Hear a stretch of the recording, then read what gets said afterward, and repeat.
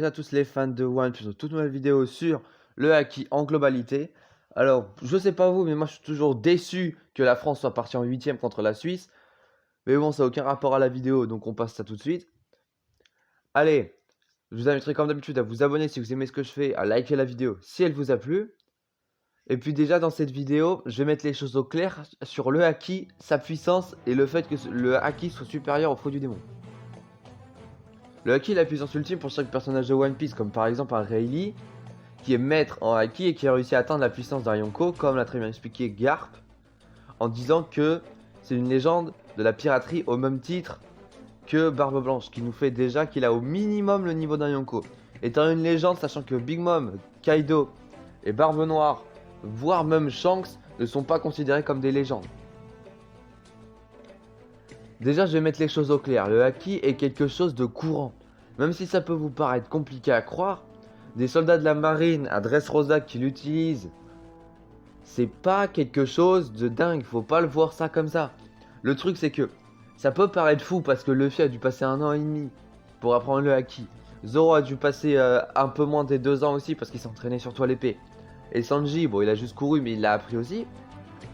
Si on prend par exemple Luffy, en un an et demi, il a appris Haki des rois, de l'observation, de l'armement, et il a réussi à faire un Gear Force. Donc déjà, quand t'enlèves tout ça, tu gardes juste le fait du Haki de l'armement, c'est que t'as enlevé 3/4 de tout ce qui reste. Donc déjà, à la place d'avoir mis 1 an et demi à ça, il a peut-être mis 4-3 mois. Un truc comme ça. Donc ça change déjà la perspective des choses. Donc un soldat de la marine lambda aurait très bien pu mettre 1 an pour arriver à le maîtriser. Mais je sais pas si vous vous rendez quand même compte que tu vas dans le nouveau monde, le haki de l'armement ou de l'observation même, c'est quelque chose de courant. Tu vas dans la première partie de Grand Line ou dans East Blue, North Blue, South Blue et West Blue. Mais tu dégommes tous les pirates là-bas. Personne n'a de haki. C'est très très rare de voir une personne avec de haki. En plus, si on réfléchit bien, là, faut pas non plus aller chercher ultra loin, mais faut quand même y penser. Toutes les guerrières Kuja possèdent le haki de l'observation et de l'armement. Et à ce moment-là, ça dérange personne parce qu'on nous a présenté les guerrières Kuja le possédant avant qu'il y ait eu l'entraînement de Luffy. Donc ça ne dérange personne. Là, c'est juste parce que c'est après qu'on a vu la durée de l'entraînement de Luffy que ça dérange des personnes. Et ça, c'est pas normal. Le truc, c'est que le haki est supérieur au fruit du démon par seul moyen. Parce que le seul truc qui dérange les fruits du démon, c'est le haki et le granit marin avec à peu près l'eau aussi. C'est que le fait du haki d'armement, ça te permet de toucher un Logia, et que par exemple un fruit comme celui de Luffy qui te permet d'être insensible aux attaques vu que ton corps est en caoutchouc, ça lui permet de mettre des dégâts. Donc la seule grosse différence qu'il y a entre haki et fruit du démon, c'est que le haki permet de dépasser la puissance qu'offre un fruit du démon. Parce que c'est bien beau d'avoir un fruit du démon, sauf que si t'as pas d'haki à côté, tu fais rien. Par exemple, ça je me répète souvent, mais il faut que je me répète pour que ça rentre dans les têtes. Tu prends Big Mom, tu l'enlèves ses haki, tu obtiens une femme qui a une épée, un nuage et une espèce de boule de feu, mais qui ne peut rien faire contre par exemple un Kaido qui a encore ses haki, ou contre un Logia même, elle pourrait rien faire contre Crocodile. C'est là que la nuance est folle en fait. Parce que quelqu'un qui est plus puissant, tu lui enlèves quelque chose, il sera moins puissant. Comme par exemple, t'enlèves le haki de l'armement à Big Mom. Normalement, elle n'est pas censée pouvoir toucher un Logia comme par exemple Akainu. Mais je suis quasiment sûr qu'avec le haki des rois, tu peux le toucher. Ça, j'en suis quasiment sûr. Avec le haki des rois offensif ou le haki des rois totalement éveillé, tu peux toucher un Logia. Ça, j'en suis sûr. Et pour vous prouver la supériorité du haki envers les fruits du démon, je vais vous le faire comprendre à travers un seul personnage, et bien sûr le maître en haki, Shanks. Si Shanks possède le niveau de Yonko, c'est surtout par rapport à son haki. Shanks ne possède pas le fruit du démon. Ok, il a une épée, mais il ne se bat pas qu'à l'épée. Parce que premièrement, il se battait à l'épée du bras droit, il a perdu son bras droit en sauvant Luffy. Maintenant, il est manchot du bras droit, il a plus que le bras gauche. Et il a jamais combattu, enfin il combattait pas à l'épée avec son bras gauche, donc déjà il a perdu toute sa puissance à ce niveau-là. Mais ce qui fait qu'il est arrivé au niveau d'un Yonko, c'est ces 3 haki, que ce soit observation, armement ou haki des rois éveillés.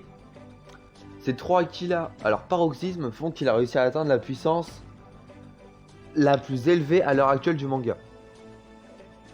À l'heure actuelle, d'accord? Goldie Roger était sûrement plus haut, même si j'ai une petite théorie qui arrive sur Shanks qui perd pas son bras, où là, avec Goldie Roger, il y a un putain de rapport qui finirait par arriver.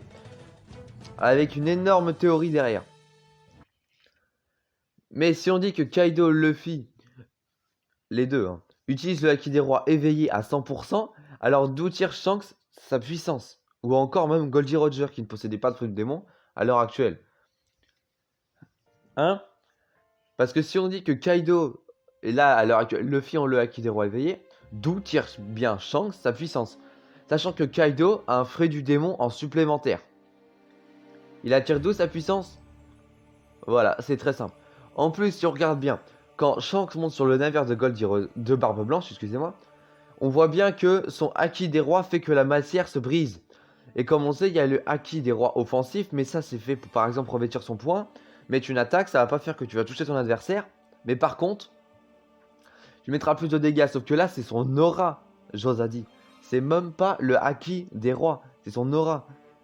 Du coup, à ce moment-là, c'est ce qui fait que à ce niveau-là, Shanks est vraiment quelqu'un d'au-dessus du game. Il est vraiment au-dessus du game.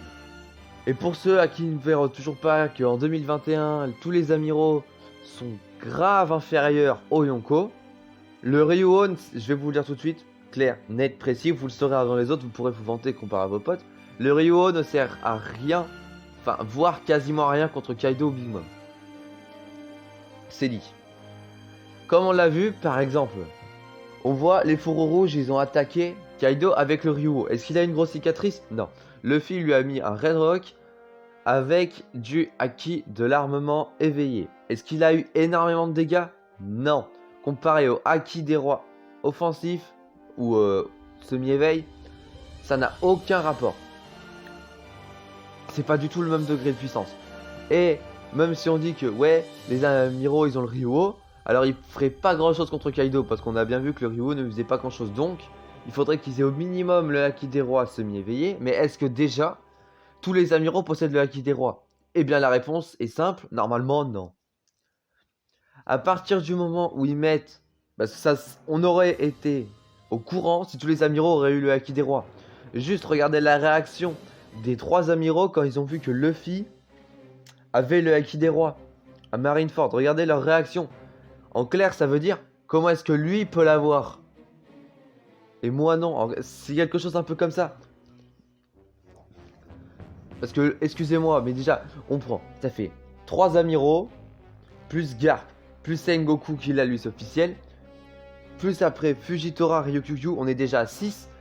Sachant qu'il y en a eu comme Z qui était un amiral, donc lui il devait l'avoir. Logiquement, vous pouvez pas me contredire là-dessus. S'il y en a un qui l'a pour pouvoir contrer un Yonko, faut que tous les autres l'aient. Et Z, est-ce que vous le voyez l'avoir? Pas vraiment, on est d'accord. Donc à ce niveau-là, ça nous en fait déjà 6. Et si les 6 sont en semi-éveil, c'est n'importe quoi. Parce que si Kaido dit que c'est le pouvoir de l'élite, c'est pas pour qu'il y ait plus de...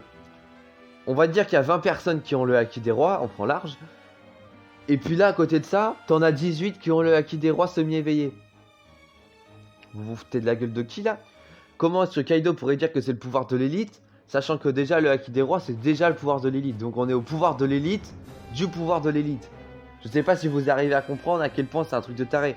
C'est pas une vingtaine de personnes qui peuvent l'avoir. Là on parle vraiment de, à l'heure actuelle, il y a Kaido, Big Mom, Shanks, Luffy, peut-être Barbe Noire qui l'a, Ben Beckman et puis c'est tout. Grand maximum ça fait 6, pas plus loin. Zoro l'aura peut-être avant la fin de One Piece, mais il y aura eu un autre personnage qui sera mort avant. Et Rayleigh l'a sûrement aussi. Et Coppergaban peut-être. Mais là, ce que je veux en venir, c'est que déjà quand on voit la différence, c'est que le Haki, que ce soit observation ou Haki de l'armement éveillé à 100%, c'est ultra rare. Alors là, déjà qu'on sait qu'il y a une vingtaine de personnes qui possèdent le Haki des Rois, on prend facile Shanks qui l'a à 100%, Goldie Roger qui l'a à 100%, Luffy qui l'aura à 100%, Barbe Blanche qui l'a à semi-éveil, je vous le rappelle.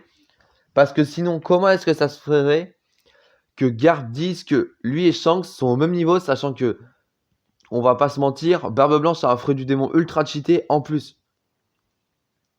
Le débat est clos. Maintenant, si vous voulez pas vous rendre compte que vous avez tort, c'est plus mon problème. Moi, j'ai dit les faits. J'ai été le plus honnête possible. Alors ça, c'est réglé. Bon, on se retrouve dans une prochaine vidéo. Allez, salut!